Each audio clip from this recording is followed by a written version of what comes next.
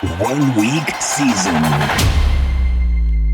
What is going on, OWS fam, YouTube fam? Welcome to the week 2 edition of the OWS Angles podcast. I am your host. I am your guest.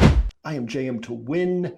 As always, throw this baby on 1.5x speed or 2x speed, and let's get started with a really fun slate. Overreaction week 2, right? That's what we always deal with coming off of week 1 is whether you watched all the games or looked through all the box scores or dove deep into the advanced stats, no matter what your angle was, the biggest risk factor coming into this week is overrating what we saw in week 1. At the same time, we can underrate what we saw in week 1 and not adjust quickly enough. And so that's really what we're trying to do here on this week 2 slate is get a feel for what was real, what wasn't real, how we should be thinking about this week's slate, while also remembering, and this is key, also remembering that DFS is not a game of picking players. DFS is a game of strategy. DFS is a game of game theory. DFS is a game of roster construction. Roster construction is critical in terms of what types of rosters are going to maximize our ROI over time. And so, what this show is, if you're new here, welcome. My name is JM. I help run oneweekseason.com. Technically, it's my site. I certainly have plenty of help in doing what we do over there. So I can no longer truthfully say that I run the site, but I am part of things over there in terms of the business side and the product side. And then obviously I have all of my own content that I put out throughout the week. And what's been really cool over the last several years is, when I launched the site in 2018. So my journey started at RotoGrinders in 2015, I believe, maybe it was 2014, and wrote there for a few years, became the lead content provider for NFL and co-lead content provider for MLB, and was in charge of their premium content product. And then started OWS, and I was the only person working on the site in the early years, and I was breaking down all the games, and I was doing late week content, and I was handling support, and I was doing business stuff on the side and helping to troubleshoot things, and then also trying to think through the slate. And as we've obviously grown and expanded over time, what we've been able to do with the help of RotoMaven Aaron, our COO, is his thing is always like, where is your time most valuably spent? My time most valuably spent for subscribers. And that is thinking about the slate and really diving into the ins and outs of how the slate comes together. And so over the last few years, more and more, we've been able to just isolate my focus and attention on that. This last week, I was able to watch all 16 games, which I mentioned this in my JM's journal in Inner Circle Discord, but I actually have that in my schedule for this year. So we'll see if I keep that up. Maybe by week 6 or 7, I'll decide that, because that's a pretty full Monday and Tuesday to be doing that. Maybe by then I'll decide like, okay, this time is better spent researching in other ways or going back to listening to as many coaching press conferences as I can and whatever else I used to do in the past. But it was certainly valuable in week 1 to be able to watch all these games and to then flip over to this week's slate and have things that really just stood out to me right away in terms of what these teams look like from an identity perspective. And not even so much, the Dolphins came up flat and they look bad, and all the reports in the offseason were that the vibes were bad around the team, and maybe that continues, but maybe it doesn't, right? Maybe they flip a switch this week and look better this week at home against the Patriots team that always plays poorly in Miami, and they should be expected to because of just the change from practicing in the early fall in New England and then going down to the heat and humidity,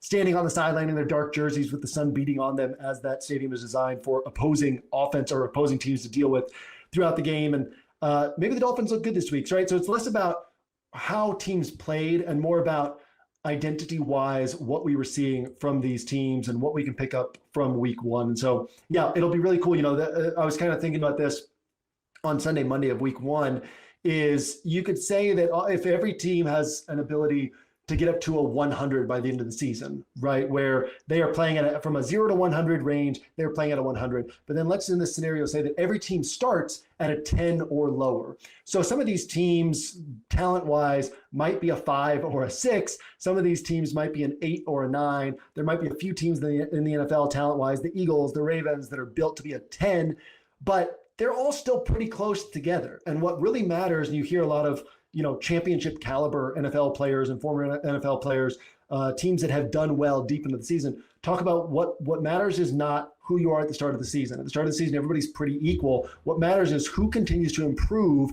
at the most consistent rate throughout the season. So Belichick used to say the season doesn't start until after Thanksgiving. Brady has said you don't know who your team is until after Thanksgiving, and that's because you are consistently improving throughout the year. So that's another thing that I'll hopefully be able to pick up in watching all 16 games every weekend, is not just what do these teams look like in week one, but who appears to be improving and who appears to be falling behind, because that's where we can really start finding edges around weeks 8, 9, 10, 11, 12 is where we get bigger separation between these two teams. So I still spent time, obviously, on Wednesday, Thursday, I was carving out my thoughts on the slate, on this week's matchup, on player pools and all that in my JM's journal and Discord, which if you're not an Inner Circle member, you get all that.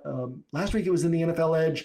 This week I think we're moving it to the Scroll, so you just have to check and see. I should know that, but you can find all of my content from the James Journal. Just get it early if you're in Inner Circle, because you're getting it as it comes out. So I was on StatRankings.com doing my research, and I was on PFF doing my research and diving into all the numbers and the spreadsheets and all that. But being able to combine the eye test with the research is really cool for me, and we'll see if I keep that up the rest of the season. And really just sort of what we're looking for is not always just an edge, right? What we're looking for, one of the most valuable things is having a different edge than the field has, because even though that edge might not inherently be more powerful than the field's edge, if we are one person out of 100 that has our edge and the other people are 99 out of 100 that have their edge, then the weeks in which their edge pays off, they're still competing with 98 other people, whereas in the week in which, in this example, in this hypothetical scenario, the week in which our edge pays off, we're competing against nobody else. And so that's one of the things where, with me listening to all the coaching press conferences over the years, that's something that other people aren't doing. And so even though it's not necessarily a more powerful edge, it might even be a less powerful edge than some other things they could be doing, it is a different edge, which ends up making money for us over time. And so watching the games is something that I'm also targeting in that regard, in terms of just being able to get a feel for these teams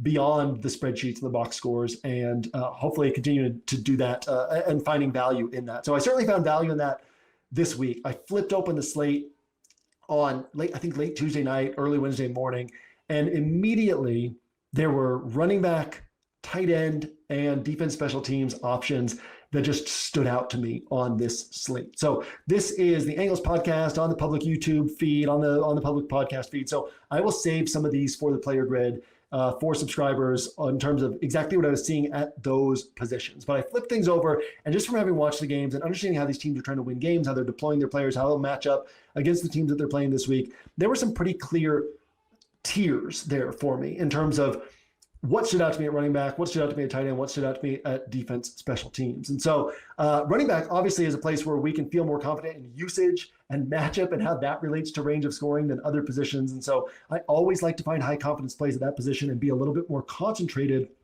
in my exposures at that position. And there's two sides to this. Let's just talk the strategy of this here for a moment. There are two sides to this. One side of this is that you're going to see fewer separator scores at the running back position. You're going to see fewer scores where you flip over the cards on Sunday evening and it's like, man, I literally could not win this weekend because I didn't have this running back, right? So there's the Joe Mixon 48-pointer or whatever that was in 2022. And, every once in a while you get a game like that where you literally had to have that player, that running back, in order to compete on that particular week. But that's more rare than this happening at wide receiver and even at the quarterback position and even at the tight end position, because it's a onesie position where everybody has to play one guy and most people are going to take a mediocre to bad score there. So if you get that elite score, then you're pretty far ahead of that other chunk of the field, because everybody, it's not like a wide receiver where it's like, oh, well, people are playing 3 or 4 wideouts, right? So yeah, I missed out on this wideout who put up 35 points, but a lot of people had this 35-point wideout will also get 11 points or 7 points from another wideout position. And I can aggregate my scoring at wideout and still kind of catch up to those guys. At tight end, you can't really do that, right? Your guy puts up 8 points, and then this 12% owned guy puts up 25. Well, you're 17 points behind at this one position where you really can't make up for it. Now you're still playing with the same deck of cards at all the other positions, so to speak. So you're really behind the field there. And so those are positions where I don't mind having concentrated exposure if I can. And then on this particular week, things really stood out to me in a concentrated manner at those particular positions. So that's a spot where I'm not going to fight that. I'm going to have a narrow player pool at those positions. So really quickly before we move over to what I was seeing at wide receiver, why do we care about range of scoring, well, I want to encourage you, if you did not listen to the Week 1 Angles podcast, even if you're maybe watching this on Friday night, Saturday, you're getting ready for this week's slate. You're not going to go back and listen to Week 1 content, right? But maybe early next week, early in the week where DFS is kind of a dead zone, you're not really preparing for the new slate yet. It's a great time to do some reflection. We actually, a few years ago, we set up extra content to give that rhythm to the week where it was like reflection and then research and then roster construction throughout the week, because that's ideally what we should be doing. The research content or the reflection content, cost as much for that content as other late week content, and it had so few people reading that content that it was like, okay, it doesn't make sense for us to continue providing this. And it's just kind of the nature of we'll hear these things of, yeah, it's good to reflect at the start of the week, and then most people are like, yeah, that's not what I'm going to do with my time. But if you want to reflect and just use the start of the week to get a little bit better, that Week 1 Angles podcast, I dove into how we think about the math on DFS with very specific examples. And so it was a Week 1 podcast where I was talking about the Week 1 slate, but there was also some core training elements in there of things that I've learned over the years in DFS. Some of them I've learned from other really sharp people. Some of them I've learned the hard way from losses and trying to have to figure things out. And so if you can learn it from listening to somebody else who had the experience of figuring it out, and then you can just integrate it into your game, then that's going to make you more money and lose you less money over time. So I do think that Week 1 Angles podcast is a worthwhile listen. But range of scoring, we're recognizing that we don't want to be binary in our thinking. We're not saying this guy is going to have a good game. This is the guy that I'm playing this week, and I'm playing him on all my roster because he's definitely going to smash this week, because no one is definitely going to smash on a given week. You can go through prop lines and the players who people are all over in DFS, you'll be surprised by what their over-unders for yardage is or catches is, and realize that means that of roughly 50% of the time, they're going to finish to the under of this number that's out there that you're already surprised at how low it is, right? And so recognize that nothing is a smash guaranteed to hit play. And so we want to think about range of scoring. And as we've talked about recently, when a player is consistently in that, 15, 17, 18, 20 point range, well, it just takes a few things breaking their way for them to bump up to this 24, 26, 30 point range, right? And so we do care about range of scoring insofar as constructing our roster such that it is positioning us to get those good scores, but also not get wrecked if the guy has sort of their down score, right? So where they're still getting you points. And again, we talked about this last week, but the larger the tournament field, the more variance you want to take on. The more people you're competing against for first place, always thinking about first place, because that's where all the money is. How do we get to first place? And the more people you're competing against for first place, the more variance you need to be willing to take on, the more risk you need to be willing to take on. But as you get into smaller and smaller tournament fields, you really want to be thinking about this range of scoring and making sure that you're getting these guys who can have these solid scores and can bounce upward from there. So we won't always be right, but we can almost always be right in terms of what will make us the most money over time. And so, and really, and I've talked about this, I don't think I've talked about this for a couple of years, but we used to have like constant training stuff at DFS. One of the things I would say is one of the worst things that can happen to a DFS player is having a big payout playing the wrong way, because there will be weeks where rosters that make very little mathematical sense because of the randomness and variance inherent in an NFL game and in an NFL slate. There will be weeks in which a roster that makes very little mathematical sense wins a tournament and makes that person a lot of money. But this then typically will elevate that person's confidence. They're probably then going to bump up the bankroll level that they're playing because they've just won 20,000. They were playing with $300 a week and now they just won 20,000. They were playing with $200 a week and they've just won 100,000 or whatever it might be. And so now they're bumping up their buy-ins. They're thinking that they are a DFS world beater. And it's actually, the reality is they fell on the right side of variance one time and they're playing in a way that's going to lose them money over time. And so we want to make sure that we understand the math, because we are waiting for large sample sizes to play out. We want to know that we are putting ourselves in position to make money over time. And how do we know that? We know that by understanding the underlying math and core elements of DFS that dictate what will make the most money over time. I'm going to talk about the Sims too at the end of this show, and I'll touch on it at least a little bit. And that's another way to, like, we can really put math and mechanics to OWS thinking. We can say what, according to the projections and the simulations, will give us the highest ROI over time, which is how we always talk about DFS at OWS. We always say, if we could play out the slate 100 times, what would make us the most money? Well, with the Sims, they're going to run those simulations 10,000 times and then just say, okay, here are your rosters that would make you the most money. It's kind of funny. Last week, I am at my core, I'm a no ball type of a knowing ball type of DFS player, right? That's how I like to approach things, attack things. And so my thing is, and I've said this over the years, like multiple projection systems have talked to me about, hey, would you have time on Saturdays to talk to us? Because there's things our projection systems can't account for, but the angles that you attack things from, you can help us balance these out. And so there are shortcomings in NFL projections because each game is so unique in terms of game plans and how a coach is going to attack another coach and all that. So I've always said like projections in NFL are not as powerful as people want to give them credit for. And that stretches out to sims are not going to be as powerful because they're going to rely on projections and there are going to be unknown. So we have to balance our knowledge with their knowledge, but also give credit to their knowledge being deeper in certain areas than our own. And so last week, I literally shopped through my rosters, right? So I built probably 1,000+ rosters in the optimizer, but I have very strict rules on how I do it. So if you've been with OWS for a while, you know how I do this because I used to be a hand builder and used to play just single entry, just one roster every week and expanded to, a handful of rosters each week. And then a few years ago, after Aaron constantly pushed me like, OWS thinking is so well suited to MME. If you started playing MME, you would do so well in it. And finally, I was like, all right, let's do it, right? And so I started playing using Fantasy Labs in 2022. The first weekend was that Joe Mixon, 48-point week or 52-point week. Is also Justin Fields, like 50+ points at 5,500. So I had like 60% Justin Fields and 0% Joe Mixon as I was getting my MME feet under me that week. And so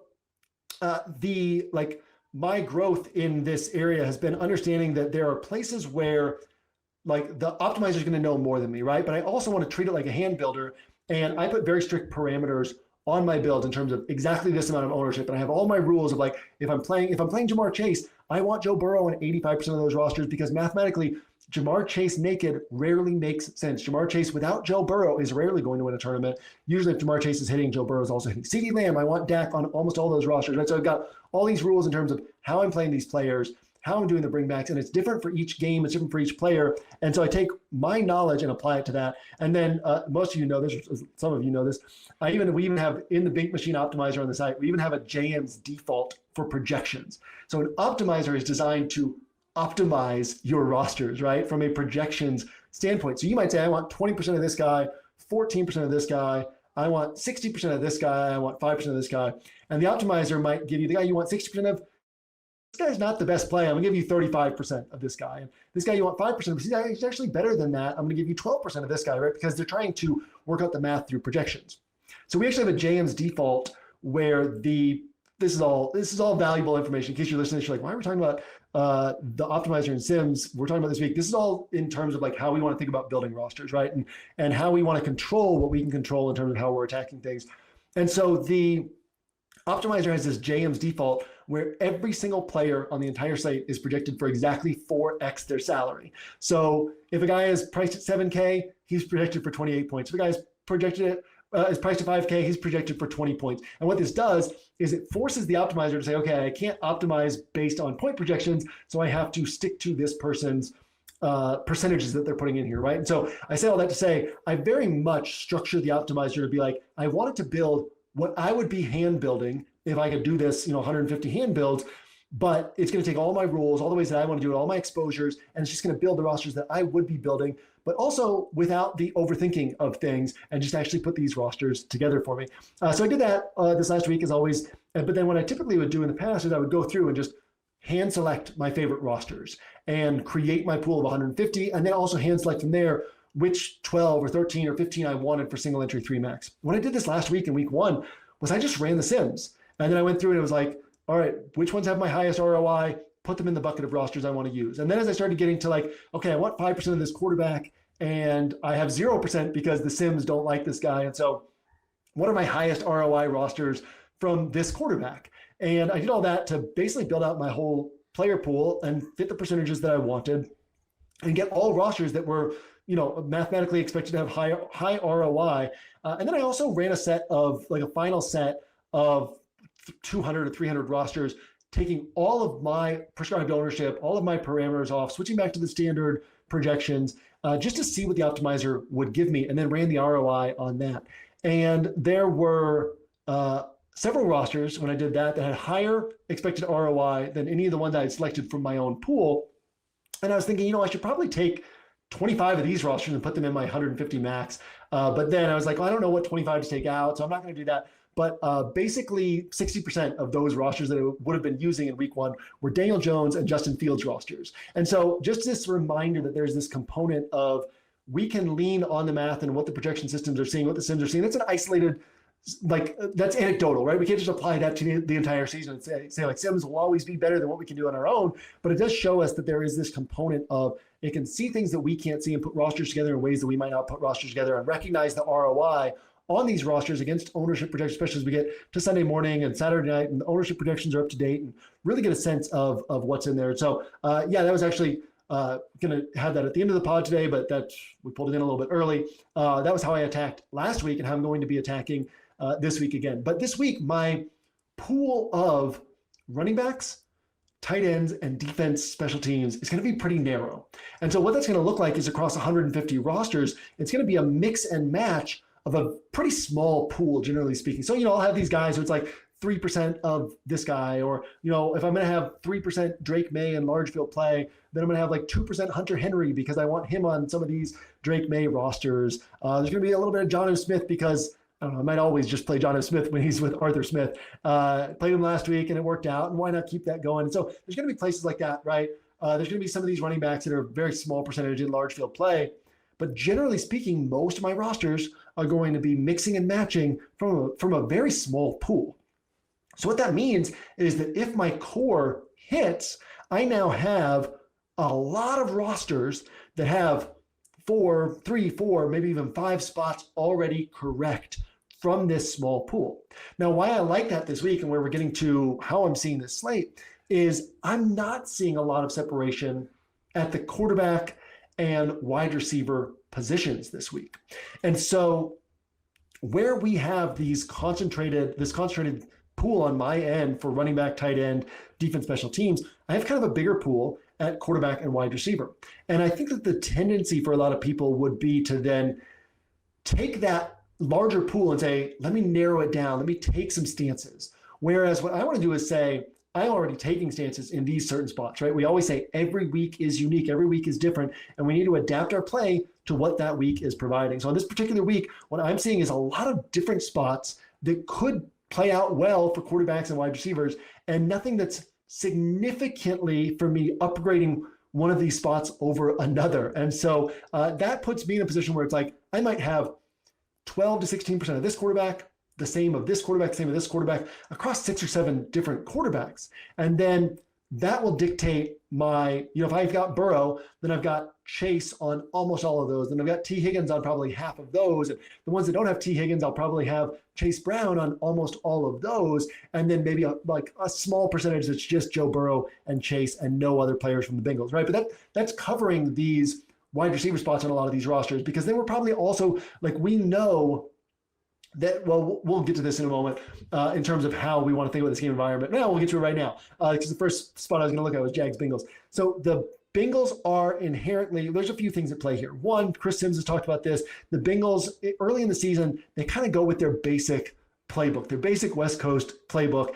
It doesn't take anyone by surprise. It's always been my complaint about the Zach Taylor team, the Zach Taylor offense, is it's like, and that's what I said last week, we don't really even know who Bill Callahan is as a head coach, right, with the Titans, because he was under Zach Taylor, and that was so simple and boring and basic. And then he was dealing with Will Levis last year and Mason Rudolph. So it's like, we don't even know what Bill Callahan is. We started to get a sense of what he is. It's very conservative, at least in week one, in terms of what he's, you watch these games and you see the Jags go for it the Jags went for it. This is critical for this Jags-Bengals game. The Jaguars went for it on 4th and short from their own 38-yard line, on the first drive of the game in week one. So this is a team that their posture is very aggressive. Their posture is, we are going to try to score points on every drive. If we get you're thinking, if you're saying, we're going to go for it on our side, obviously you're thinking, hey, we've got a play that we like, right? They had I think it was a little jet sweep or some sort of strange motion that kept the defense off balance, and they picked up the 2 yards. They felt comfortable that they could do that. But you also recognize that there is mathematically a chance that you're going to get stopped on this play and give the other team the ball basically in field goal range.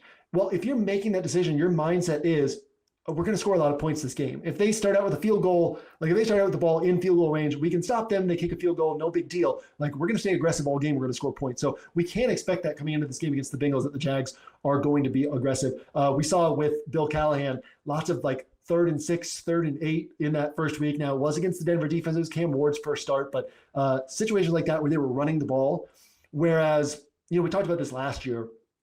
Football is a game of picking up first downs. Football is not, especially professional football, is not a game of scoring touchdowns. Ultimately, that's the goal, is to score touchdowns. But most of the time, you're not going to pick up 30 to 40 yards on a play. And so you see, like, I grew up in New England, so I watched 20 years of Brady every Sunday. You watch all these Peyton Manning games. You watch Drew Brees. You watch Patrick Mahomes these last few years where they haven't had the ability to throw the ball downfield. And what it's all about is consistently putting yourself into 2nd and short or 3rd and short, because these great quarterbacks are almost always going to convert 3rd and short, right? And so if you can consistently put yourself in that 3rd and short position, then you can consistently convert that. And then the rare times where you see, I remember it being a Patriots fan watching these games against Manning, you finally get, oh my God, all game you're waiting, you finally get Manning into a 3rd and 12, and then he converts that too. There was Josh Allen and Lamar Jackson the other night on Sunday Night Football. You get them into the 3rd and long finally, and they convert that as well. Jaden Daniels can do that. Aaron Rodgers can still do that, right? So these guys who it's like, man, you just cannot get them off the field. And then you watch the Titans, and that's not their mindset. It was like, oh, we're going to run the ball, and now it's a 2nd and 9. Okay, and now we're going to throw a low percentage pass, and now it's 3rd and 9. Now we're going to run the ball. We're not going to say, hey, even when it's 3rd and 9, Cam Ward can go convert this.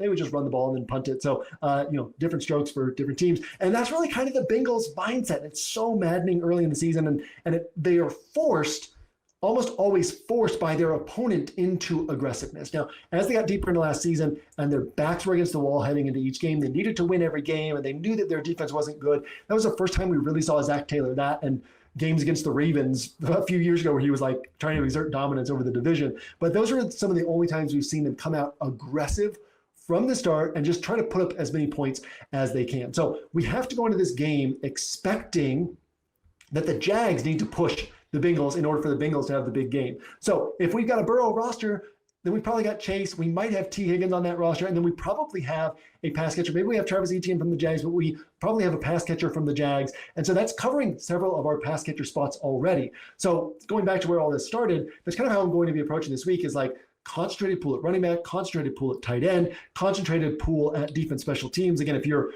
an OWS subscriber, or you pick up a week pass or whatever, you can see my player grid of like who these pools are at these positions for me, right? And you could see it differently, and you could say, oh yeah, I like some of these plays that JM's on. I don't like some of these plays that he's on. Or here's a guy he didn't mention that I really like. Here's a guy I wasn't really on, but he made a good case for him, and so I'm adding him to my pool. That's really how we should be attacking DFS, is balancing somebody else's thoughts with our own, right? Taking somebody who we consider to be sharp, we think they've done the work, we think they're good at thinking through this stuff, and then we balance out with our own, right? Every week on Saturday, I listen to Searching for Ceiling with Lord Reeves and Hyla. So Lord Reeves from Sharp Football Analysis, one of the best in the business.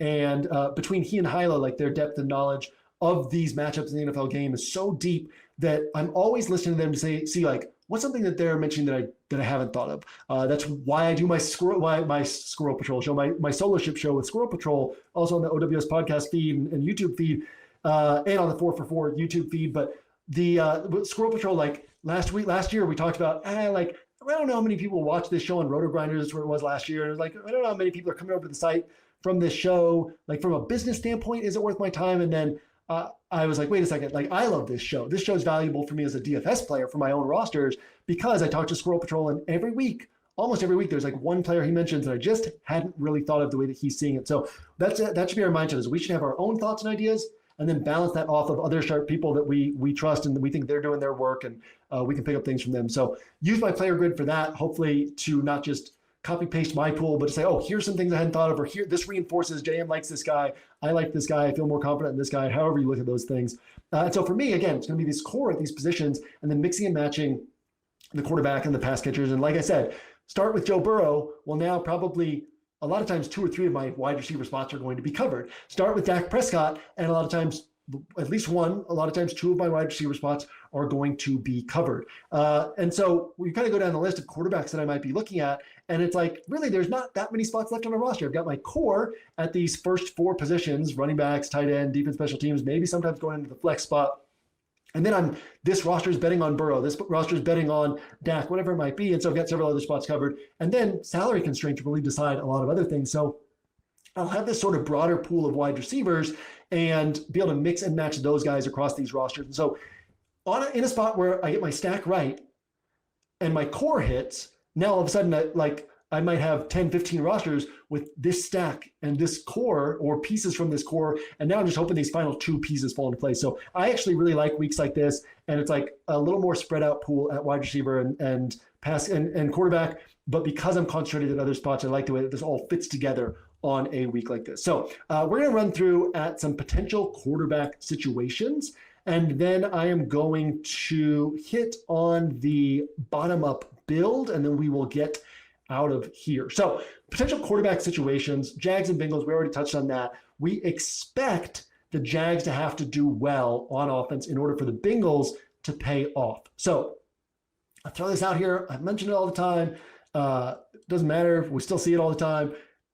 It's mathematically poor to have primarily attack with Jamar Chase naked.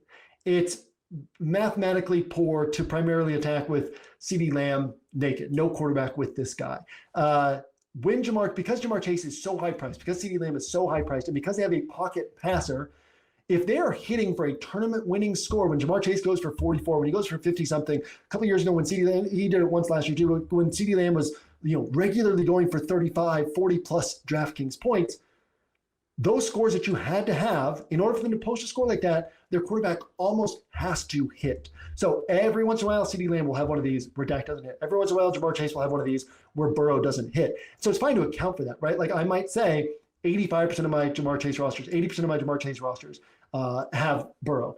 85% of my CeeDee Lamb rosters have Dak. So that leaves some room for the other way that this could play out. But what we're going to see a lot of is people just, I've got 30% Jamar Chase on my rosters and I don't have Joe Burrow on these. And just mathematically, you're putting yourself at a disadvantage. So I want to encourage you to not do that this week unless you're just saying, in a percentage of my rosters on this guy. But Bengals, we probably need the Jags to push this game. And the Jags have a concentrated enough offense that I want Jags pieces on all my Bengals rosters because it's going to be hard for the Bengals to put up, like Chase could put up 25 and Burrow could put up 21 or something, right? And it's like, I got a solid score and this doesn't kill me. I can still win a tournament. They're not winning me a tournament, but I can still win a tournament because of this.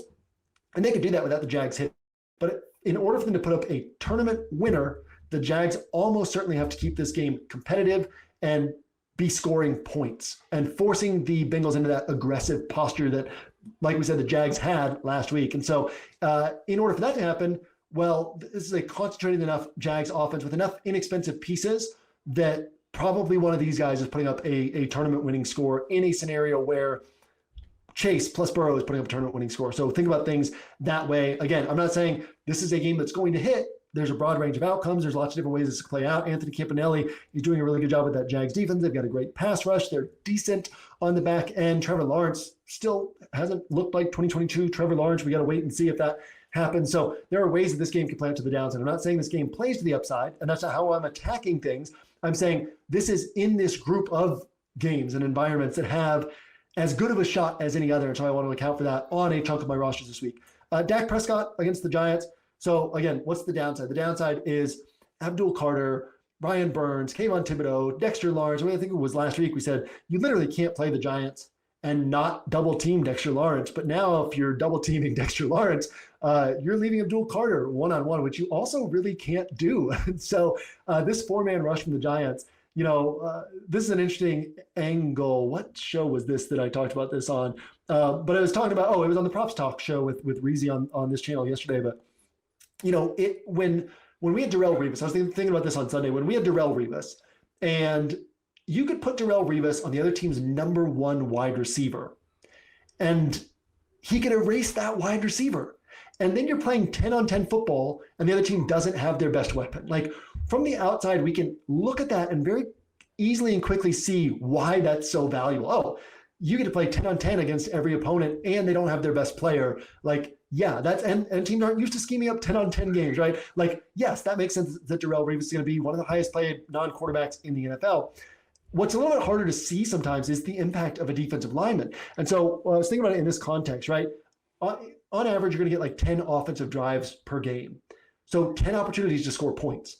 Well, if a player wrecks one of those drives, right? It's a 2nd and 9 and you turn it into a 3rd and 17, which is almost always not going to get picked up. Or it's a 3rd and whatever, and you disrupt the play and force an incompletion or get the sack or whatever it is. If you wreck one drive per game, force one punt per game, you are taking away 10% of the opposing team's scoring chances, right? And so somebody like a Myles Garrett who can wreck 3 or 4 or 5 drives in a game, that's so tremendously valuable. So it's not about, sometimes you can zoom out and be like, yeah, the guy gets like 16 sacks. That's 1 per game. Like, how valuable is that? But then there's all the things where, we've seen it with Michael Parsons, like the secondary is able to play a lot more aggressively because the quarterback has to get the ball out more quickly.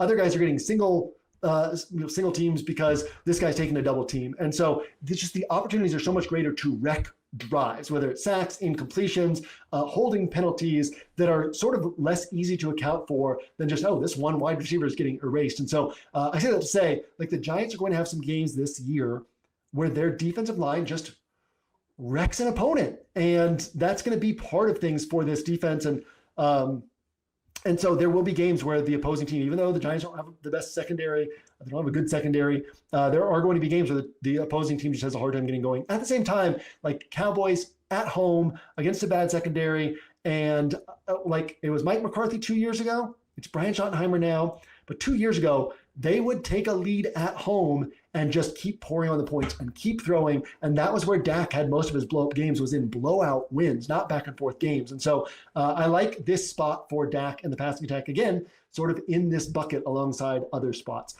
Goff versus the Bears, kind of a tier below for me, just because it's so rare that he ends up throwing more than 33, 34 pass attempts. And so the efficiency just has to be so high. But just thinking about the posture of these teams, right?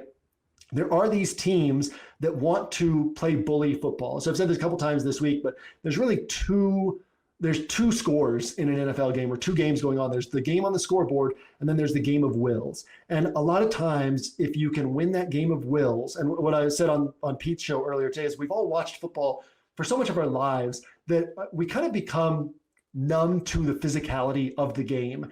And when you really step out and try to like look at it with eyes of somebody watching the sport for the first time, it's like, man, this is a physical game. Or like, I'm 40 now, right? Like when I see Joe Flacco take these hits, I'm 40, I get in my 10,000 steps, I work out 2 or 3 times a week, right? Like, I keep my body in decent shape, and I'm still like, oh man, I can't even imagine just taking a dude running downhill at you from 7 yards away, and he's 250 pounds, and you're standing still taking this downfield shot, and you're just getting hit by this guy, right? Like, I mean, it's a physical game. And so a lot of these teams, like, if you can win that battle of wills, you're going to end up winning the game on the scoreboard. And that's very much the mentality of the Lions. We've seen it carried over with Aaron Glenn over to the Jets, and that's going to be the mentality of Ben Johnson with the Bears. So the Lions in this spot against a division opponent, against a former coach, they are going to be in that kneecap biting mindset. They are going to be trying to play physically. They're going to try to make the Bears be a team that by the time they hit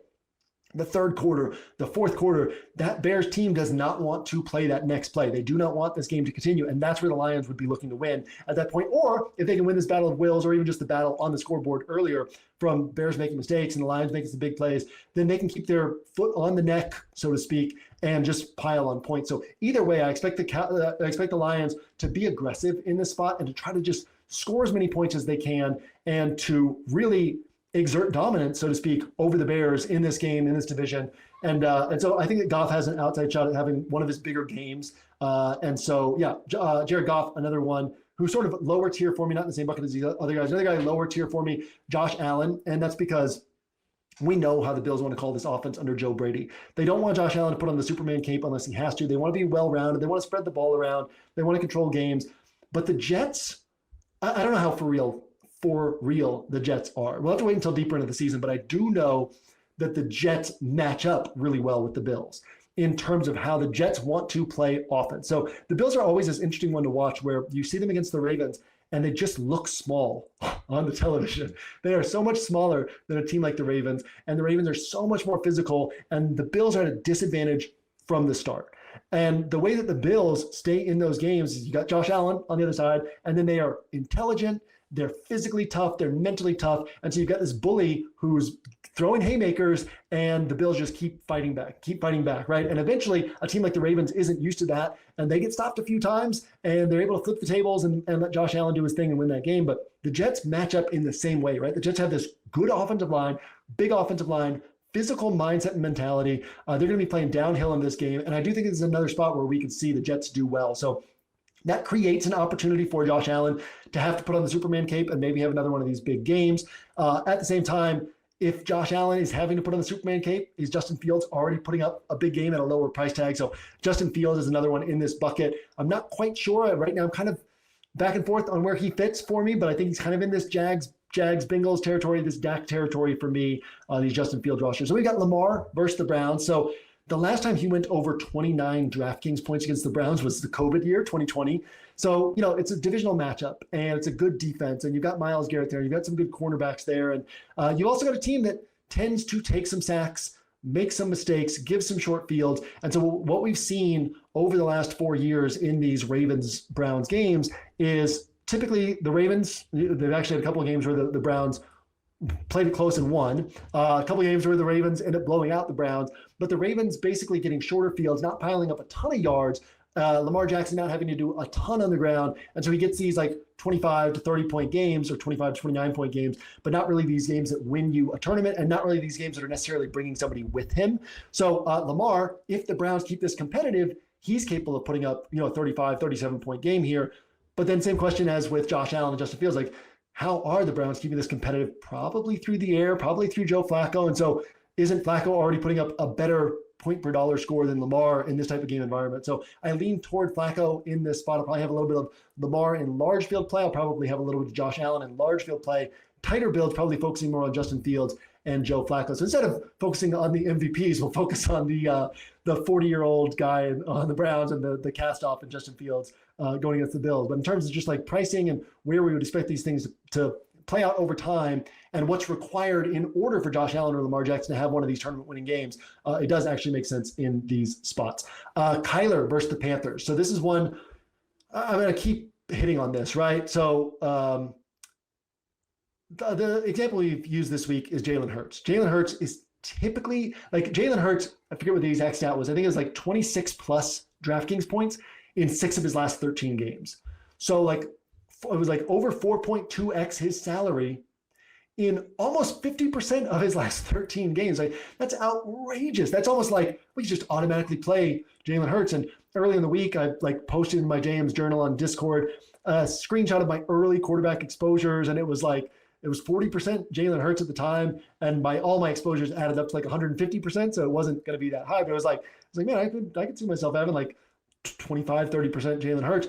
And then as I started running sims, it was none of my Jalen Hurts stuff was popping in top ROI. The optimizer, when I took everything off and gave it no instructions, it gave me 0% Jalen Hurts. And it was just this is what I preach, right? The math just doesn't make as much sense playing a quarterback naked. So if Jalen Hurts hits 50% of the time in this spot, but he doesn't bring any wide receivers with him. Now he can bring A.J. Brown with him, but usually A.J. Brown's blowups come in games where Jalen Hurts doesn't perform at quite as high of a level, and vice versa, because you want the Jalen Hurts rushing touchdown. So you can't play them together. But let's just for this scenario say you're going to play Jalen Hurts naked, no pass catcher, just Jalen Hurts, and he's going to hit 50% of the time. That seems tremendous, right? You've got to play this guy. Well, now you're going to cover two other spots in your roster, right? Because if it's Burrow, you're playing Chase and you're playing Higgins, you're playing Chase and you're playing Chase Brown, or if it's Flacco, you're playing Tillman and Fannin, or Tillman and Njoku, or however you're putting this together, right? Or for this Kyler Murray example, you're playing Marvin Harrison Jr. and Trey McBride. So if you are playing Jalen Hurts and then 2 uncorrelated players, well, we know that the typical guy on DraftKings is going to hit really 20 to 25% of the time for 4x their salary. And so let's just say 25%. Let's be generous. Well, Jalen Hurts is going to hit 50%, but the second guy is only going to hit 25%, and it's not correlated to Hurts at all. This third guy is also going to hit 25% of the time. It's not correlated to these first 2 at all. And so you run the math on that, and these 3 would hit together. Even though Jalen Hurts is going to hit 50% of the time, these 3 would hit together only 3% of the time. Meanwhile, Kyler Murray and Trey McBride and Marvin Harrison Jr., when they all played together last year, they hit 18% of the time, covering 3 spots on your roster. So it becomes this thing where like Kyler Murray's going to hit less often than Jalen Hurts, but he's actually a better play mathematically because when he hits, you get 3 spots on your roster, right? When Jalen Hurts hits, you get 1 spot on your roster, right? So I really like Kyler in a spot where the implied team total is high, the matchup is positive, they're back at home. Kyler was, questionable with an illness last week, which we always sort of shrug off. And then a couple times in the last couple of years, I've just, got 4-year-old and 6-year-old, their immune systems are lower. They're always bringing stuff home. And a couple times in the last couple of years when I've been really sick and like a week and a half, 2 weeks later, I've still felt it in my body, and you're like, man, I need to stop underrating this when a professional athlete is sick, that like, this matters, right? Like your body is not what it is and their body is what they're using. And so last week, Kyler was dealing with illness in that game at New Orleans, tough place to play. And so, Kyler at home against the Panthers with a concentrated offense where who's going to benefit if he hits. I really like that spot as well. And then, of course, Jalen Hurts against the Chiefs. And we just talked through that. But he's such a good play in isolation, right? Most of the time on this slate, he's going to put up one of the top quarterback scores. Maybe not the top, maybe not a tournament winner. He rarely puts up. He's had that game against the Bills where he put up like 35 plus DraftKings points. Typically, his big games are like 30, 31.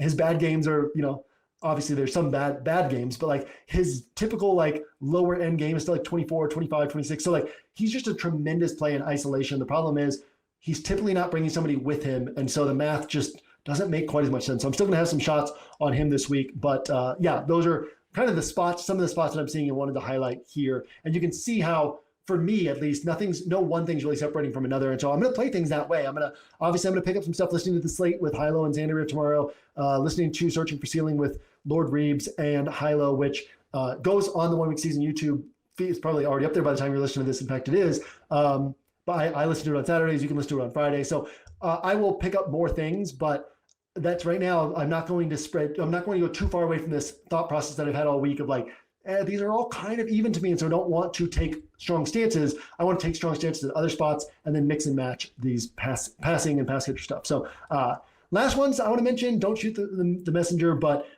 Mac Jones at the Saints. I'll dive deeper into this in the player grid.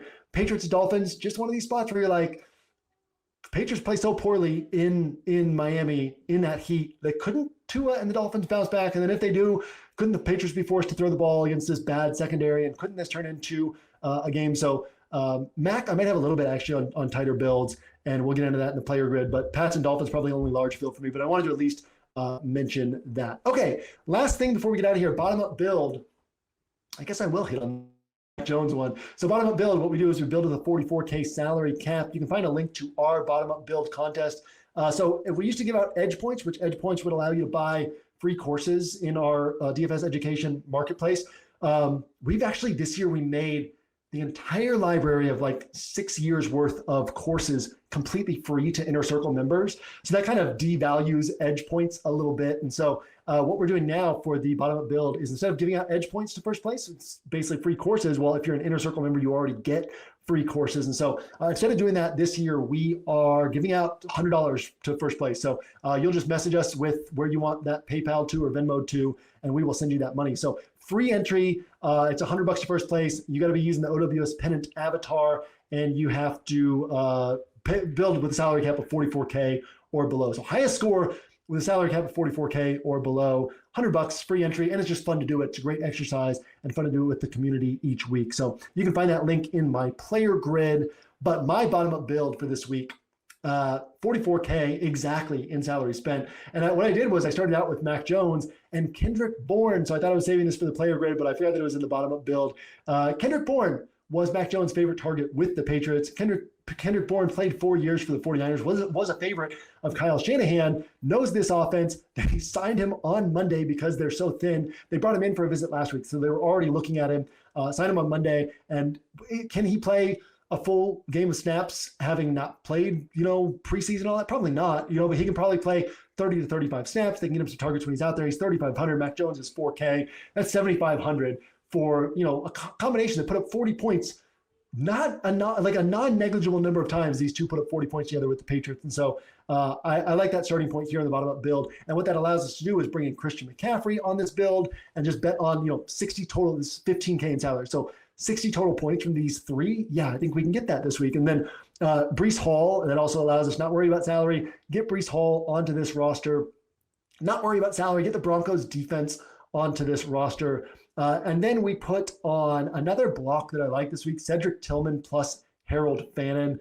I've got to be on with Squirrel Patrol here in like 3 minutes. So I won't dive too deep into this pairing. This one is also explored in the player grid, but Cedric Tillman plus Harold Fannin is a fun way to go. And again, you're getting like whatever that is, a $7,400 player who we think can put up 30 plus points based on the usage that they should get. And now we still have plenty of salary to work with to get two guys that I really like this week in Devontae Adams, Jackson Smith, and Jigba. Again, they're not like, these aren't my two favorite wide receivers. There's a whole group of guys that are all kind of, it's like, I'm going to mix and match these one-offs around my stacks. Both these guys are in this pile for me where it's like, they're not standing out above the other guys, but they're not below the other guys. And so I just want to kind of mix and match these, maybe like 18 to 22% of all the guys in this pool of guys that I like. And these two are in that pool. So that gives me, again, exactly 44K in salary spent with a roster of Mac Jones, Breece Hall, Christian McCaffrey, Kendrick Bourne, Devontae Adams, Cedric Tillman, Harold Fannin, Jackson Smith, and Jigba, and the Broncos defense.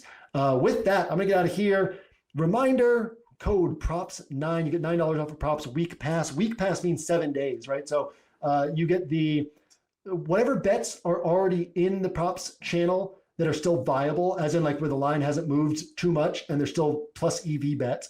Whatever bets come in on Friday and Saturday, Sunday morning, whatever might still come in, and then whatever comes in up till the first point, this point in the week, next week, where your 7 days is up. So normally $19. Again, we're 7-3 so far. So really nice profit. We're finding nice edges here early in the season. So good time to hop in. Use that code PROPS9. It drops the price from $19 down to $9. With that, I'm going to get out of here. Thanks as always for hanging out. I always am grateful that so many of you are here to just watch me ramble and talk about the slate. And so, yeah, probably a better listen when I'm with Pete or when I'm with Squirrel Patrol, because we're able to bounce ideas off each other. You're not just hearing me talking for an hour straight. But I appreciate you guys hanging out with me. And yeah, let's do well this weekend. Let's go make some money. I will see you on the site throughout the weekend, and I will see you at the top of the leaderboards on